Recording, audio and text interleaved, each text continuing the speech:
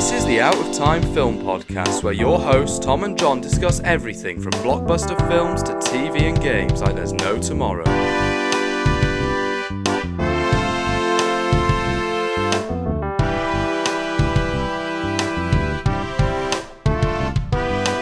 Hello and welcome to the Out of Time Film Podcast. I'm Tom. I'm John. And this week we're talking about Captain America: Brave New World. This is a new installment in the Captain America storyline, but we have a new Captain America, which is Sam Wilson, played by Anthony Mackie. And before watching this movie, I was very worried. I was very worried about how there is a lot of hit and misses that the MCU has been going through. And it's like, what is going on with the MCU? This film had reshoots as well, a crazy budget. But I have to say, I was happy with it. It's good. I wouldn't say it goes beyond and good. I thought it was okay. Yeah, I was happy. It's something that isn't terrible. It's interesting when you see other people's reviews about this movie because it's all mixed. There's some interesting discussions about this movie. So what about you, Tom? Did you like it? Did you struggle with it? I thought it was fine. I don't think it's a very good movie. I didn't hate it. It's far from the worst. A lot of people are saying this is the worst MCU movie ever. It's not that bad. It's not amazing either. It kind of just sits in the middle.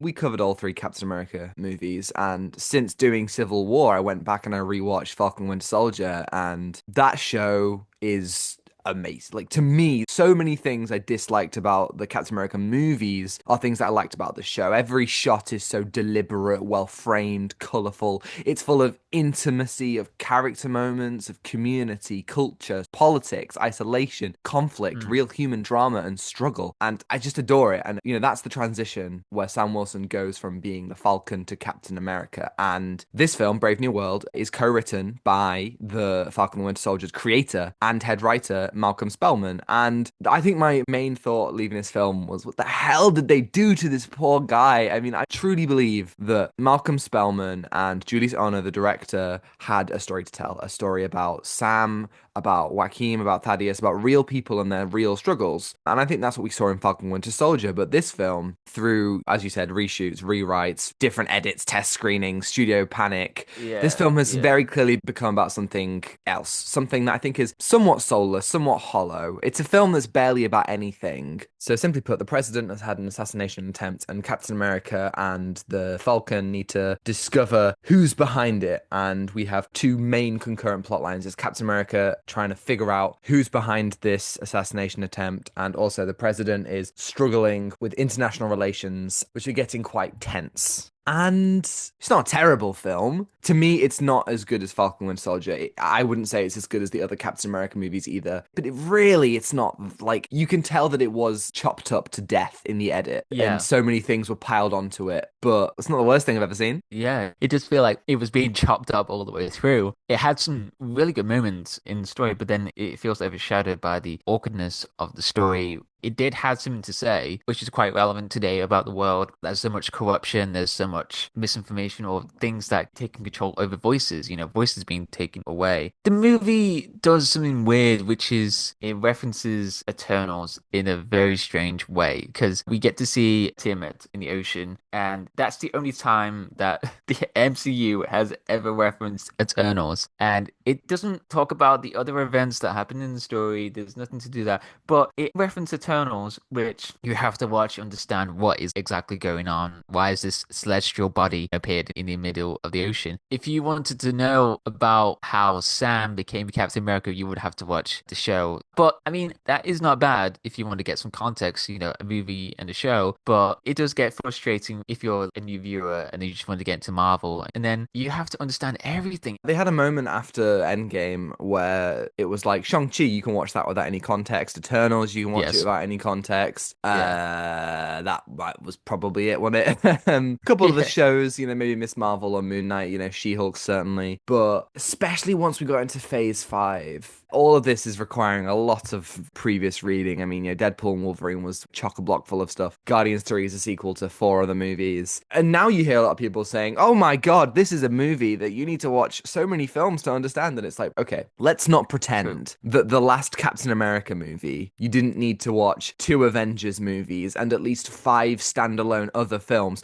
on top of the other 2 Captain America movies to understand. Let's not pretend like that's not the case. There have been criticisms leveled towards this film that is like, what are you even saying? And yeah, I think that this film, 100%, it does bring back stuff. There's a lot of stuff from The Incredible Hulk as well, a film that's 17 years old. I do think it's a pointless thing to complain about that you have to do homework or whatever, but it is admittedly bizarre that Sam Wilson's first Captain America movie is dealing with a lot of plot threads from a Hulk film that we're never going to get an actual sequel to. It's kind of odd, like, okay, there's a lot of things going on. There's a lot of context to put in as well for people that understand Hulk or that don't understand a lot of things that are happening in the MCU. And it also is odd when there are things that are coming in the future that doesn't have any build up. I mean, this is a good film in its self-contained moments that are happening. It was really good to see Sam on the big screen as Captain America. But the thing is, the editing really made things so awkward. So, for example, at the opening, Sam fights this guy in a church and the editing is just awful. It just cuts to different moments and it just breaks some rules, I guess.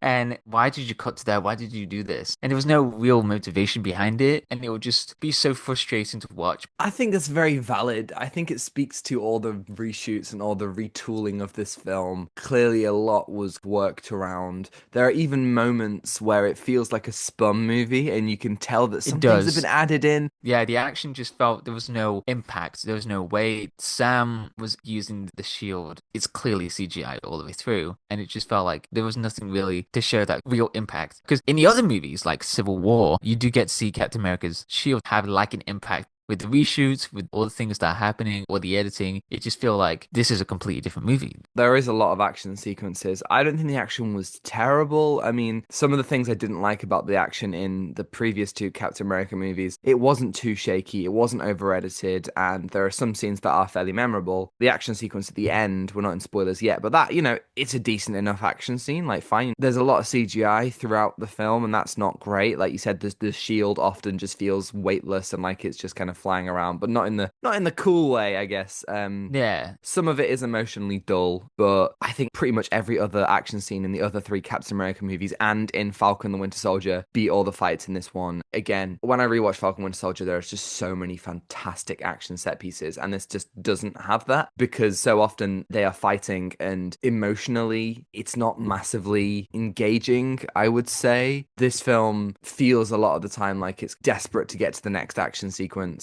Yeah. Giancarlo Esposito is in this movie playing Sidewinder, and every single scene of him, it's so obviously a reshoot, and he's just like, oh, Sidewinder's here, okay, action scene, and then it's gone. You could take all of that out and clean up the film a fair bit. It's one of those things, again, where Giancarlo Esposito feels trapped in his Breaking Bad Gus Fring role, like, watch Do the Right Thing, or one of his comedic roles, like, he can do so much more than what he's being given. But, again, Falcon Winter Soldier, directed by Kerry Skoglund, the score was by Henry Jackman, and both of those elements consistently made me go, wow, that series looked amazing, or the action was amazing. Even the conversation sequences were shot so well, and that's not something you normally can say for an MCU movie, because normally the conversations are boring and it's like mid-shots, and that was the case for this movie. I think that going from Falcon Winter Soldier to this, it was like, oh, it's just the standard MCU boring. Quippy dialogue as well, trying to be funny. Yeah, it's disappointing to go from one to the other. Yeah, but there was some good moments, as I mentioned earlier. There was one moment with Harrison Ford as Thunderbolt Wasp and Sam. Great scene on this warship where it reveals some implications about Ross's character, what he's going through. It was just Harrison Ford's performance in that scene was very good. It has that emotion, which the movie lacked. It was good to see these 2 people, what they were trying to do and trying to save. There are moments when the character stuff from Falcon and Winter Soldier shines through, and you can see it just kind of. But throughout, Anthony Mackie proves himself to be a fantastic Sam Wilson, a fantastic Captain America. Sam is a good Cap because he's human, because he's a good man, he's compassionate, and he can inspire. There is a really great line where someone says, Steve gave people something to believe in, but you give them something to aspire to. I talked about in our Winter Soldier video that Sam Wilson, the Falcon, was always one of my favorites, and Joaquin Torres says a similar thing in this film, and it's like, yeah, I do believe that he is more grounded, more achievable than a lot of other heroes.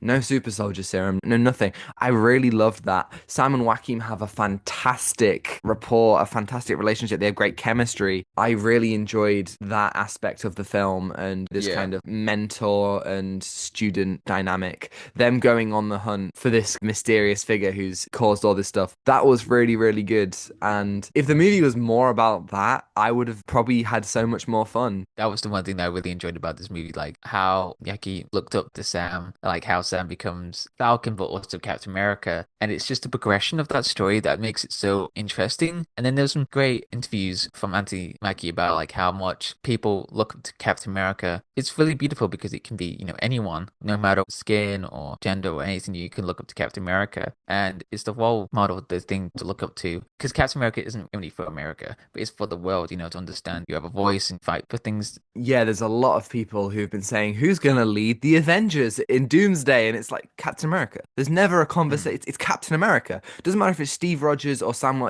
That's the guy. He's the leader. He is the person who we can look up to. We can, aspire to. There is this beautiful video of this little girl. She's white. She's in Disneyland and she sees the Captain America, the Sam Wilson Captain America. And she's like, oh my God, like she's so nervous and so happy. And as you say, it doesn't matter about gender or skin color. That's Captain America to her. That's what matters. And I think I wish this film was so much more about that and what this Captain America means to the people, continuing those themes of Falcon and the Winter Soldier. But we spend so much time in this film with Sabra, who is just... There's two angles to look at this character from. First of all, there's the non-political side where she's really dull, boring. Her action isn't anything interesting. Her character flips her attitudes almost like a 180, goes from kind of being serious and somewhat menacing to being like, hey, we're all cool, I'm gonna make jokes. And the actor who plays her is very dry, very flat. And then obviously Sabra as a character who was barely in the comics, and particularly now with the state of the world with Israel, why have this character in there? She does nothing in the movie. She could have been anybody else. I don't know what Marvel wanted to say with this character here, but I don't like it. This film was going to have Diamond back. Not the same Diamondback as Luke Cage, but a different Diamondback. Whole character just cut. There's even like toys of that character just axed. And I just think it's just such a shame that instead we have to deal with this blank slate, this absolutely charisma-less. Two-dimensional. Yeah, right, just boring character. It's nothing. And it's just so odd that the movie was trying to frame her as the Deus Ex Machina, because later on she does save Sam and Yakim and the underground lab thing. So she just came out of nowhere and like, hey guys, here I am. Which was such a boring action scene as well. I don't want to diss all the choreography because there's amazing choreography fight sequences that people have produced in the movie industry, but it's just that particular fight choreography that was just so boring. It just didn't have anything new. There was no impact with that. So yeah, it's just very odd that the movie was trying to put in things in building blocks that just didn't have any strong foundation. It's such a big missed opportunity of the action, because the action has been so cool in other Captain America stories, and there are some good action sequences, as I said earlier, but massively it's this issue that the MCU has been plagued with for a while. But Sam's got a new suit, everyone, and after his first one got such fanfare and significance in Falcon and Winter Soldier, this one's just the exact same color scheme as Steve's. It's not got any meaning. It's not a critique of Sam working with the government, which is what I thought it might be. It's not him desperately trying to be like Steve. It's just there. But that's not all, John. Good news. We have nanotech. I bet you wanted more, didn't you? I bet you did. Well, we have a Wakandan vibranium kinetic energy. Woo!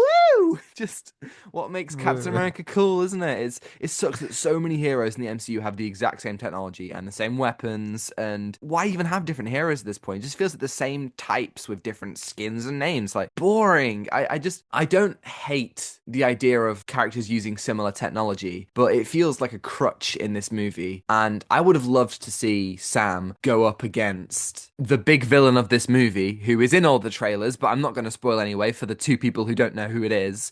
What if he went against that villain with just the wings and the shield? It's like when he was fighting Karli in Falcon and Winter Soldier, using the environment, using his wings, using the shield. That's cool. In this one, there's so many, like, the wings glow purple and then pew! It's like, it's just boring, man. It's just lazy in terms of nanotech. We saw the downfall of that in Infinity War with the nanotech, and it's just like, are they going to utilize this more? I wish they could have used that practicality of the helmet and stuff. I mean, Joaquin has a helmet. He has a real helmet. He just puts it on, and it's beautiful. I almost cried. I saw the helmet, and I was like, there he is. That's my goat. God, a real thing. It's a real thing in the movie. Wow. But yeah, should we just get into the main core spoiler of this movie? Let's do it. So I have in my notes trailers, loads of spoilers. Why did they tell us everything? Like Ugh, whose idea was to show Ross as Red Hulk in the movie? mad. That would have been a great reveal to be Yeah. like, oh my God, it's him. I was disappointed because, I mean, it looks great. Don't get me wrong with the Red does. Hulk, but it's just about the build up in the movie, Mhm. like with Ross's arc, which I thought it was fine. We do get to see his emotional side. He wants to be with his daughter, who he hasn't really communicated much, but he wants to rekindle with her. So this movie was like, great, let's see where this goes. But then there's something at the back of your mind. You've seen all the trailers, you've seen it 20 times. You're stuck in that cinema while watching a spun movie. You're like, oh my God, it's that Marvel movie that I can't forget about. And it has the Red Hulk in it. What was the point? What was the point? That would have been an amazing build up to reveal this whole thing. It just felt like, oh great, this is a waste of time because it's in the third act. Yeah, it's literally the final reveal. And I think that Ross, as a character, as you say, he cares about politics, but also he cares about his daughter. And surely there's something to say thematically about his political drive and potentially his lack of humanity. A president who is losing it a little bit. Surely there's something to say there. The film doesn't bother with any of that. Of course it doesn't. But there is actually a really interesting thing where he's struggling with this illness that he has. And there's a really cool scene where, as Sam and Joaquin are fighting these planes, he's struggling with his potential first turn to the Red Hulk. That's really cool. And I like how the final fight, as I said earlier, is fine. The CGI is amazing. I think all the CGI budget went into the Red Hulk and not anything else. Yeah. They do a whole action scene with Celestial Island, and it's just flying in the air, and Celestial Island is somewhat in the background. Like, they never utilize it as a location, but sure, the action scene's fine. I do love how Sam gets his ass handed to him. Despite all the technology, the Hulk just absolutely hands it to him. And I like how Sam uses his humanity. That's the quality of Captain America. He uses that to calm him down and to diffuse the situation. I actually really, really love that. But just in general, it could have been such a cool reveal if they hadn't have put it in. And so instead, the thing that the trailer doesn't show us, the big reveal, is the villain who's been pulling the strings. And it is, of course, Tim Blake Nelson returns as Samuel Stearns, Mr. Blue, the leader. And of course, we were all waiting. I've played Lego Marvel Superheroes. I know what the leader looks like. I'm really excited for this. He's got the goatee, he's got the big head. He looks terrible. I thought MODOK was bad, but this might be the worst looking. Worse than MODOK, you think? So much worse, because it's not even close to what the comic looks like. They're going for like an early 2000s comic design, and it looks laughably bad. It's just like, I don't, how would you describe it? It just looks like a SpongeBob on his Yeah, okay, I like that. Nothing really to show leader from the comics. He's not even green. He just looks sickly. Yeah, that's it. Does that look like he's a villain or something? It's like Scar. He's got Scar. Does that make him a villain? What's the point of not doing something faithful to like have him genuinely terrifying and he's like smart, he's big brained. And what the movie was trying to do, circling around this like probabilities and stuff of chances, all of that, like what's gonna happen, like 89% chance of doing this, which is a cool concept, but it was executed poorly. Nothing really terrifying about it. And when it comes to the leader reveal, I think there was a few people in the cinema would be like, who? Because they wouldn't have watched The Incredible Hulk. Was it the reshoots that caused this? Have you seen the original design? No, I haven't. Right, okay. So the original design, it has been shown in marketing and various things. It literally, it's perfect. It's the leader. Originally, I'm just showing you now. Oh, they nailed it originally. Like, that is. But why did they have to make I don't it so know. ugly though? 17 years of the MCU, and we're still scared of comic book. See, I see the fear in John's face. That's right, we're old. But they're still scared after all this time that they fear doing something actually comic book accurate and committing to it. And the leader, you're right, it could be cool having a villain who can predict things, but they just don't do anything with it. He's just I don't know what they did to this guy, man. And then the post-credit scene, which is laughable, and he's like, oh, Captain America. Well, there are other worlds too. Get ready because they're coming. And it's like, who's coming, man? Is it Kang? And it's not going to be Kang. Like Kang? It's so boring because we know about the multiverse. We know about all this stuff. Like, why are we setting it up in this way still? I don't even know. I'm just so bored of the multiverse. Please, can we just... Yeah. It's nothing new at this point. I mean, I was glad that we do get to see something grounded, which is Captain America. But, however, we've got Doomsday. We've got those that will be covering multiverse things as well. And some weird excuse of having Robert Downey Jr. back as Doctor Doom, but not as a Tony Stark variant, but something else. It's a weird place. I'm hoping Thunderbolts will be cool. Yeah. But this is an awkward place right now because it's just like, what are they doing with Marvel? Why add so many unnecessary things to this movie? Nothing to say. It's a very weird movie. Yeah, it's something that attempts to follow on from the TV show. Isaiah Bradley's in it, and they somewhat follow on with him, but, you know, they kind of half-ass that. It's the same thing over again. I felt like his arc was done. I don't see why he would then be willing to train Cap and go to the White House and take a selfie. It was weird. I was like, oh. It felt weirdly inconsistent. I don't mind the character grows and becomes a little bit more open and friendly, but it feels like a weird whiplash between the two. Bucky gets a cameo, which was delightful. Obviously, him and Sam, that was they got a really nice great. scene. Yeah, he's a congressman now. Why? I don't even know. Yeah, that's a whole development. We'll find out, I guess. But this is the thing. Whatever the MCU does next, wherever the MCU is about to go, some of it will be good, some of it was bad. We have this thing again where some people are like, oh, the MCU is so over. And it's like, guys, seriously, stop it. The MCU has always been incredibly hit or miss. You just forget because Infinity War and Endgame were so satisfying. Just please just stop it with the MCU's back, MCU's over. This isn't the worst MCU movie by a long shot. It's more enjoyable than a lot of the bad flicks of the franchise, but it is fairly uninspired, and I hope that Fantastic Four and Thunderbolts are really good, but if they're not, it's not the end of the world. We had another mid-Marvel movie, even another bad Marvel movie. Just move on. It's not a big deal. It really isn't. Yeah. So what are you going to give Captain America Brave New World out of 10? I'm going to go a 5. Cool. I'm going to go 4. Thank you, everybody, for listening. If you're listening on YouTube and you liked it, you can like and subscribe if you want to see more. And if you're listening on Spotify or Apple, you can follow and give us a 5-star review if you think we're worthy. And next week, John, it's the perfect thing. We've gone from a really underwhelming MCU thing, but next week is the peak. We are doing the 3 seasons of Daredevil. Hell yeah. Hell yeah. Oh, no, that's some good fucking food. And you can send us an email at outstimefilmpod@gmail.com. Let us know your thoughts on Daredevil, the original show, and we'll answer right here on the podcast next week. Yes, and you can follow us on Instagram at outstimefilmpod to see our incredible thumbnails from Zain Afzal. We're on Blue Sky now, so if you want to hear more thoughts from Tom and me, we're going to be on Blue Sky, which is going to be in the description below. We got edited clips on TikTok, also on Instagram Reels and YouTube Shorts, and you can find links there or in the description below as well. Thanks to Jones-Meyer for the excellent theme and Ronan Phillips for vocals as always. And I think that's everything. Take away, given. Give nothing back. Goodbye. Goodbye.